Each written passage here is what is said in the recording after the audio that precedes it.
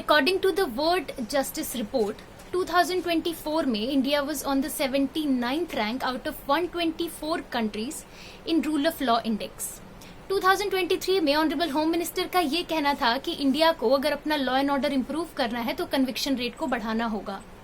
उस समय 2023 में जब कनाडा 62%, इजराइल 93%, अमेरिका 90% और इंग्लैंड 80% कन्विक्शन रेट के साथ सस्टेन कर रहा था, तब इंडिया 50% के आसपास के कन्विक्शन रेट पर था, वो भी एक सिग्निफिकेंट इंक्रीज के बाद.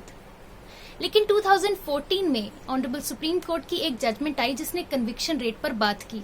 ऑनरेबल जस्टिस चंद्रशेखर का state of Gujarat versus Kishan भाई में ये कहना था कि पुलिस और प्रोसिक्यूशन डिपार्टमेंट के सीनियर ऑफिशियल्स की एक स्टैंडिंग कमेटी बनाई जानी चाहिए जिसकी ये रिस्पॉन्सिबिलिटी हो कि उन पर्सन्स को और ऑफिसर्स को आइडेंटिफाई किया जाए जिनकी वजह से प्रोसिक्यूशन के केसेस फेल हो रहे हैं. साथ ही साथ डायरेक्टर जनरल ऑफ पुलिस को एक एफिडेविट फाइल करने के लिए कहा गया जिसमें ये स्टेट किया गया हो कि क्या पब्लिक प्रोसिक्यूटर्स, इन्वेस्टिगेटिंग ऑफिसर्स और डॉक्टर्स की पीरियोडिक ट्रेनिंग के लिए कोई स्पेसिफिक मॉड्यूल है या नहीं.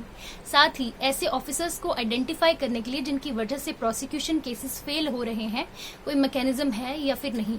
साथ ही इस केस में ये भी हेल्ड किया गया कि अगर ट्रायल एक्विटल पर कल्मिनेट होता है तो ये फाइंड आउट किया जाना चाहिए कि क्या ये फेलियर कहीं किसी ऑफिसर के कंडक्ट की वजह से तो नहीं था या किसी प्रोसिक्यूटिंग ऑफिशियल के कंडक्ट की वजह से तो नहीं था.